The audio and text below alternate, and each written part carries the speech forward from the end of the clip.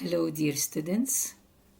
Lecture number 4, the second part, Cultural Studies course, level 7, Louis Althusser, the French Marxist philosopher who contributed the two very important terms about repressive state apparatus and ideological state apparatus.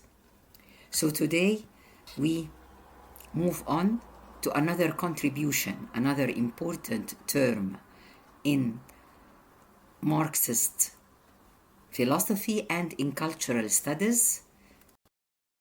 This term is interpolation.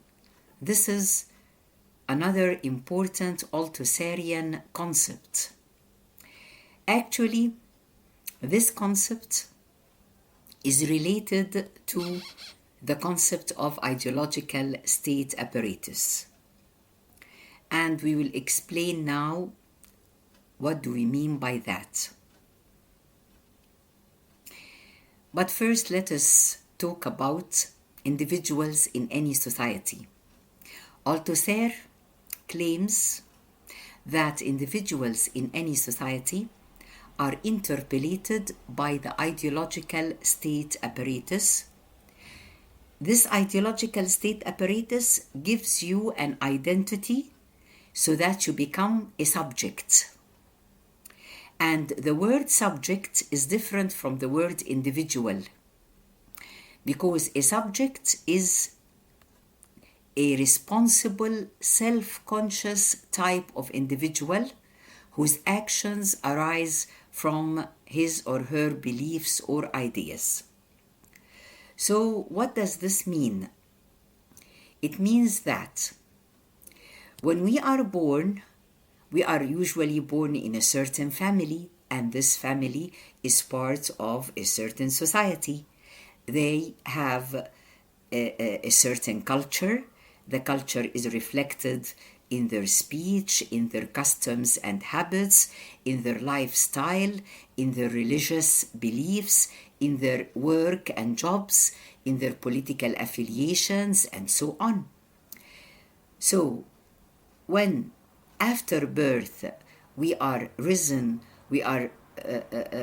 up or upbrought by our families, they indoctrinate us with certain beliefs and ideas and values that are part of the belief system of the family and usually part of the belief system of a wider society, because families want to live harmoniously without any sort of confrontation or conflict with society. So families do not want to break the wider social rules. If you are living in a conservative society, for example, maybe members of your family are going to follow the same religious ritual ceremonies and dress codes and social customs like the other families sharing the same neighborhood or the same city and so on. When you go to work, again, you will see the kind of work culture and the way your colleagues act together, and you want to follow this culture so that you are not ostracized or isolated from them or seen as an exception. You want to be an integral part of this society.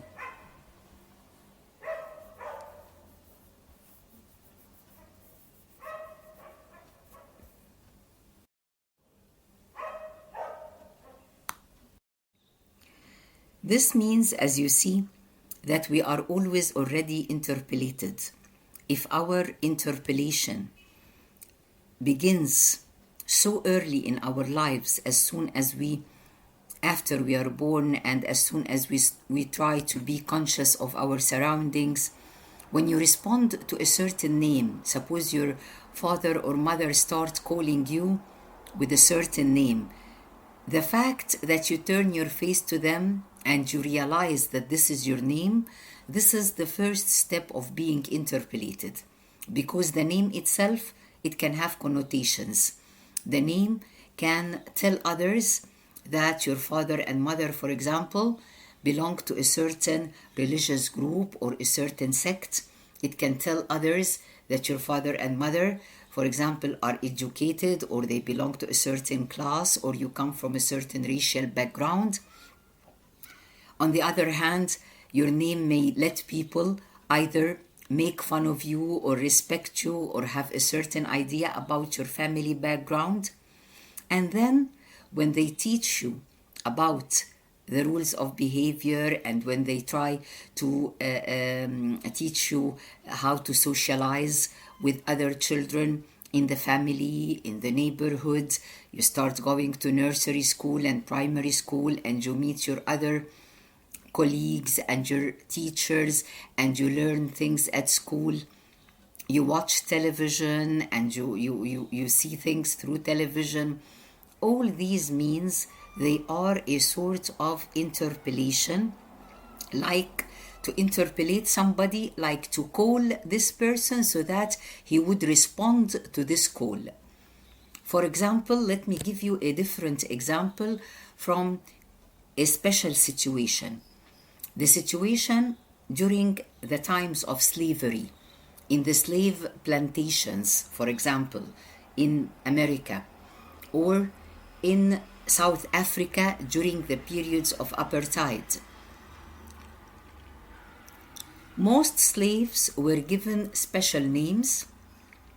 Sometimes the names came from the Bible or from Greek mythology, and sometimes they were simply, when they were called, they were like hailed by the word boy or girl, even if this slave is 60 or 70 years old. He is an old man or she's an old woman, but still the appellation of boy, girl would refer to them and would seem to denote the inferior position they have. Like they cannot grow and become adults. They are always a boy or a girl. So they are interpolated to accept their position as slaves or as subhumans or so on. Now this was just an example. Let us go back to our Althusser and to the concept of interpolation. It's a sort of indoctrination that each of us receives soon after birth, a very short time after birth, maybe months after birth or by the first year of birth or so on. It starts, this interpolation starts. We already, for example, if you are a girl, your family will be like teaching you that you are supposed to play the role of a girl, you are supposed to be always quiet and smiling and not to play in an aggressive way, and always to be nicely dressed and clean and tidy and so on. If you are a boy, maybe you will be expected to be hard and never to cry and never to show your feelings, even when you want to show them. This is not manly and this is not acceptable. And you cannot, for example, play with girls' toys. You must play with guns and some sorts of violent games and so on.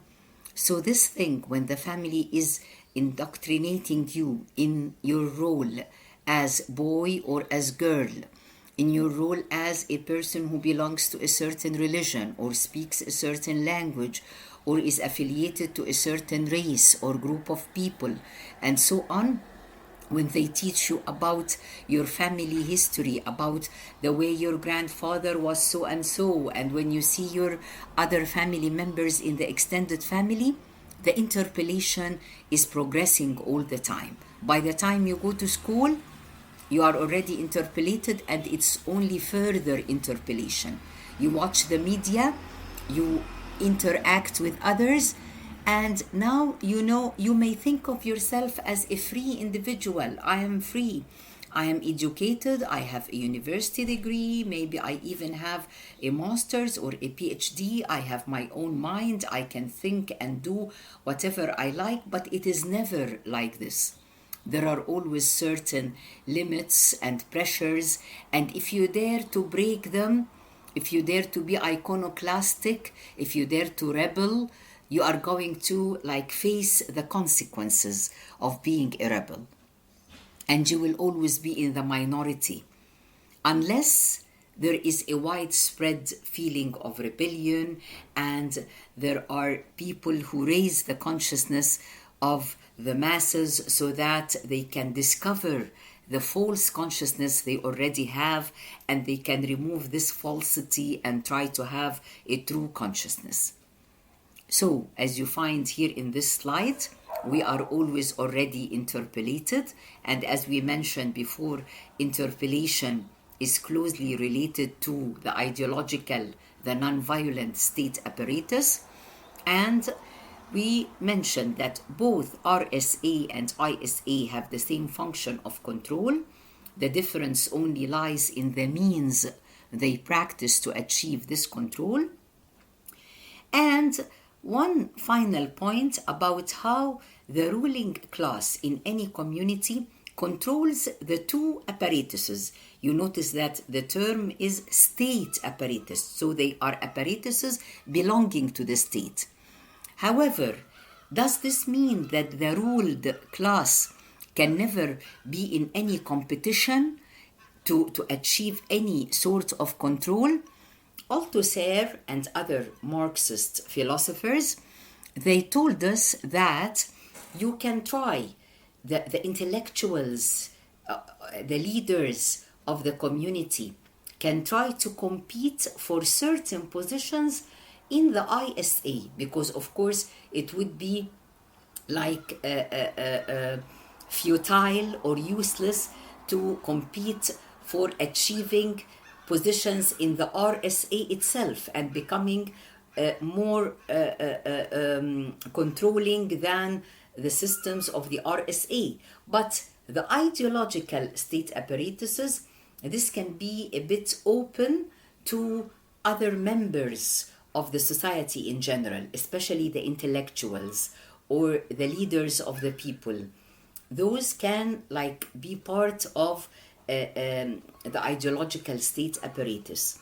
Later in other lectures, when we talk about the role of intellectual, in the coming lecture, for example, the lecture about Gramsci, and in lectures about Frantz Fanon, another important intellectual, they are talking about how intellectuals can be the leaders in any community, and they can compete and play an important part through the ideological state apparatus in order to help correct the false consciousness of the masses or the ideology of the masses.